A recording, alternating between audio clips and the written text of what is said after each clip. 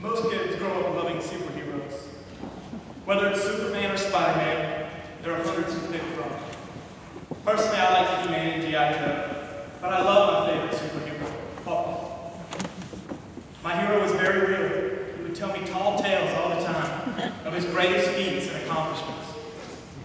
As a boy, my hero was so fast, he would race the school bus home barefoot and beat it almost every day. He was so quick he could run down jackrabbits and snatch them right by their ears. He was so athletic he went to LSU on a track scholarship. And while at LSU, his country called on him and needed him to fight for our freedom. So he went to the Pacific and fought in World War II. He returned from the war and turned his focus to the most beautiful girl in the world, Catherine Todd. According to my papa, she had many suitors, but in the end, he bested them all with his pestering determination and his unheralded dancing skills. Together they built a business and an incredible family. At that point, my hero's stories took a slight turn. Papa's tall tales sprinkled in the accomplishments of his kids.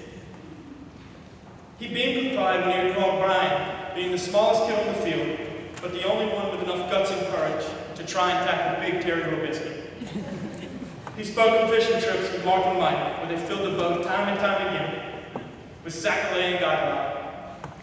I must have taken the ride from Addis to the base with him over 100 times. And according to him, there isn't a cutover or a cane field between Back Clackaman and Bayou Pigeon that he hasn't killed a rabbit in. He loved sharing the outdoors with all of us. And as his kids grew up and they had grandkids, his stories changed a little more. One summer, the whole family piled into a camp in Grand Valley. And Pawpaw beamed with pride once again as his granddaughters performed scenes from the musical Annie and danced around the room.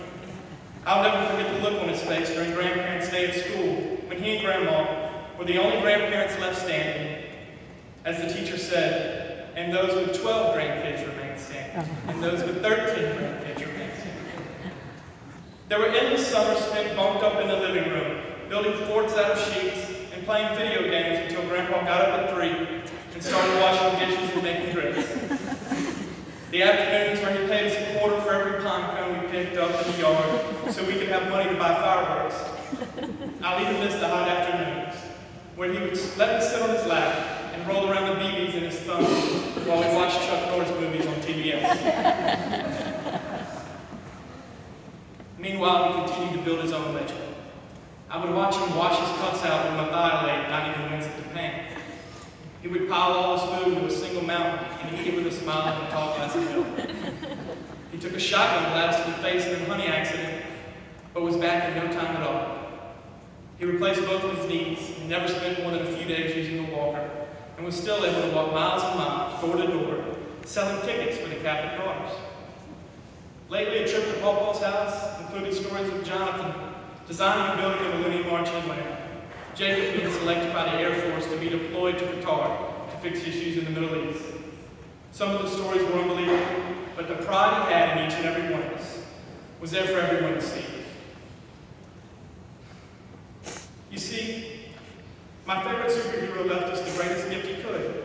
He truly believed in every one of us. We have lost our biggest fan this week. I lost my hero and friend. He's up in heaven, where now he can keep an eye on all of us.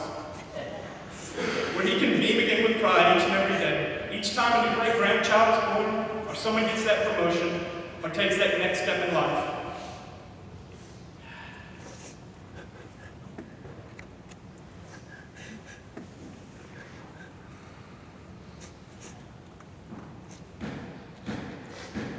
One of my best friends and cousins can't be here today. His wife is expecting a baby any day now, and Grandpa would not allow him to miss that at his funeral. But Jacob and my grandfather share something that very few of us can understand. Between 6 kids, 15 grandkids, and 25 great-grandkids and counting, only Jacob and Pawpaw have served our great nation in the military. There is a bond that servicemen share that cannot be put into words. Jacob's one wish today was to be able to stand up and with all of his heart, all of his soul, and all of his mind, salute his Pawpaw. So for you, Jake,